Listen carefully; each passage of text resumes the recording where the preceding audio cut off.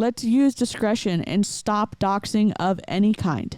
And remember that we don't share any information that could be construed as encouraging targeted harassment.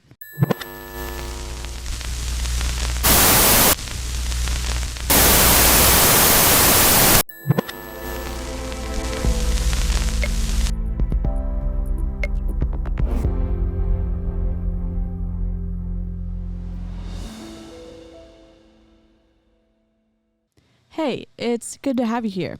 I'm DC, graphic designer by day, amateur commentator by night.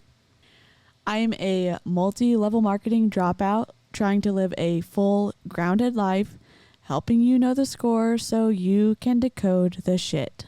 I help you fight exploitation, decode manipulation, and equip your empathy through education. We expose cults, multi-level marketing, and bullshit. We talk a little bit about everything here on my channel, and that includes polarizing figures, topics, stances, and unethical business practices. However, this space is not the place to disparage, bully, or hate. All are welcome, and I'm so happy to have you. Today, we are going to be talking about doxing, harassment, and cyberbullying. If this is not your cup of tea, that's okay. I'd love for you to come back next time and check out what next video I'll have up on exposing the exploitation that's going on in places you certainly did not expect to see it. My position on bullying, harassment, disparagement will be enforced in the comment section. If that means that I need to turn the comments off, I will do that. I don't care about analytics on this video.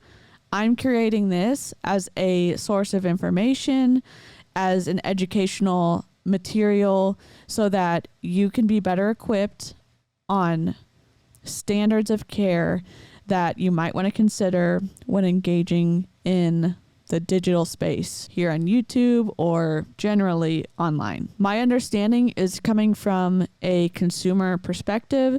It's coming from someone who values civility and respectful discourse. It's going to be referencing some legal definitions so that we are talking about the same thing. I am very open to differences of opinion as long as you remain respectful and civil. I want you to be able to expect the same care and standards that I ask you to live up to here on my page. I know that's not the case with every page on the internet. If you have questions, you can follow the Emily rules in the description below. It really outlines and succinctly states what I'm about, what I'm trying to create here on my page, and with how I interact with people on the internet. Strict guidelines and rules does not mean that I'm asking you to think the same way that I do. It is not asking you to not describe what you see or what you feel. It's saying there's a line that we don't cross here on this page. We're not going to disparage people. We don't make fun of them. We don't diagnose mental health conditions. Essentially, as Emily D. Baker says, don't be a dick. I think that covers it. Here are the definitions that are really important for today's conversation. Criminal harassment typically requires that the defendant's conduct be directed at a specific person, serve no legitimate purpose, be something that would cause a reasonable person to suffer substantial distress or fear for their safety.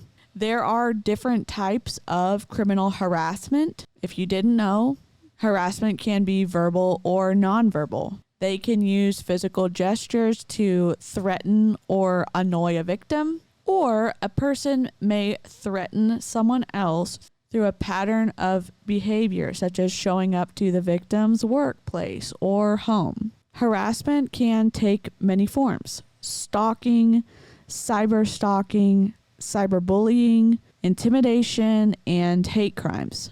My next question would be, after I've read what is included in harassment, what are the penalties for said harassment? You can get a misdemeanor for harassing someone, or you can get a felony conviction. It can include prison time. It can include fines. It can also include court-ordered psychological counseling. If your case for harassment is not able to be pursued criminally, you have the option of getting a civil harassment restraining order. Normally, it's up to a prosecutor to decide to file charges against someone for harassment. You can get a civil harassment restraining order yourself without going through a prosecutor. Violations of a civil harassment restraining order can trigger arrests and criminal charges, and those can include felony charges. I think naturally the next question is, DC, not everything is harassment. Not everything is cyberstalking. Not everything meets the standard for cyberbullying. So, in what cases is there a defense for that? People do have free speech here in the United States of America. That doesn't cover criminal behavior like harassment. Communication needs to be for a legitimate purpose. People have the right to demonstrate and protest. However, that does not mean they get to send harassing or threatening communications to a government official or throw rocks at their home. One of the defenses for harassment is unintended consequences. You say something and you didn't mean it. Another defense that people use for harassment is an unreasonable reaction by a victim. The victim might be characterized as being overly sensitive, and their reaction might be unreasonable.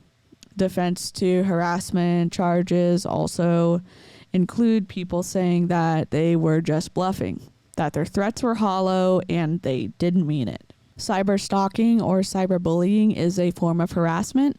Cyberstalking or online harassment involves a wide range of conduct, such as sending threats, sending obscene images, or repeated unwanted communications via text, messaging, computer, and email. Cyberstalking and bullying includes posting harmful or false information on social media sites or the internet. It includes impersonating someone on their social media account, email, or website. Posting or encouraging others to post private, personal, false, or offensive information about others. It also includes writing negative things to others on a social media account.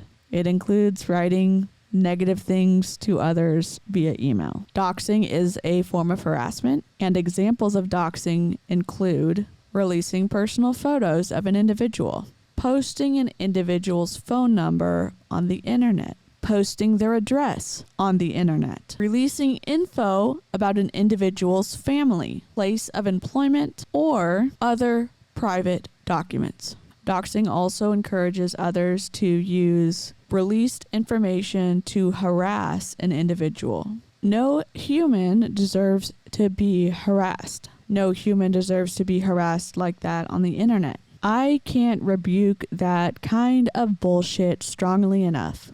Doxing is not okay. Harassment is not okay.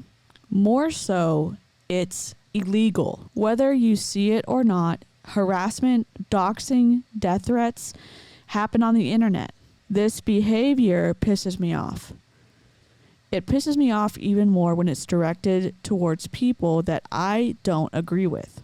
When it's directed towards people that I'm not fond of. There's a way to call out people's behavior or differences of opinions without threatening them, without doxing them, without harassing them. It's just wrong. We call out what people do here. We call out what people are creating in this space, and we call out unethical business practices. Doxing can lead to real-world harm and does lead to real-world harm. In my opinion, I think that the public trust in multi-level marketing companies' ability to discipline their own independent contractors for participating in deceptive business practices is very low. And the behavior that has been reported doesn't ever seem to change. The number of individuals losing money is growing at a breakneck pace. The people who are being emotionally and mentally harmed is growing at a breakneck pace. Silence is never golden. But the question on both sides of the multi-level marketing aisle seems to be, how do we address polarizing figures and polarizing topics with civility and respect and remain on the right side of the law? And even better still, how do we address these ideas and these people where the law and morality intersect? Let's be thoughtful, kind, and use discretion as we discuss polarizing figures, topics, stances, and unethical business practices. This genre, this space, the education that we are trying to create should not be the place to disparage, bully, or hate. And we should speak up when we see disparagement, when we see bullying, when we see hate. Even more so when it's directed at people, when those people who are receiving that are not our favorite. I'm hoping that this message resonates with you, but I believe we should hold people's actions to task in an ethical way. Let us hold multi-level marketing companies to task in an ethical way.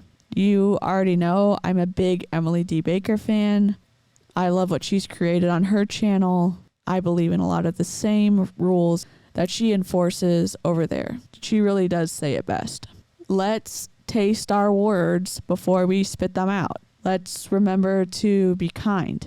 Let's not diagnose, mistreat, belittle, or attack anyone's mental health, character, or looks. Let's ultimately use discretion and be kind. Let's use discretion and stop doxing of any kind. And remember that we don't share any information that could be construed as encouraging targeted harassment. And that includes information that is typically publicly available. Let's continue talking and having conversations with different opinions and remain united with our civility. People are and probably will continue to do shitty stuff to one another on the internet. And it's probably going to continue between the anti-multi-level marketing side and the pro-multi-level marketing side. Talking about ideas is dynamic and complicated enough without muddying the waters with ad hominem attacks. And quite frankly, just being a dick. I want my corner of the internet to be welcoming to the people who want to learn about exploitation and multi-level marketing, and I want it to be welcoming to the people who don't think the same way that I do. I want this space to be a place where people who believe and think differently than I do I want them to have a spot to land as well. Truly, all are welcome. I'm so happy you're here. Let's be kind to one another, stop breaking the law, and I'll see you next time.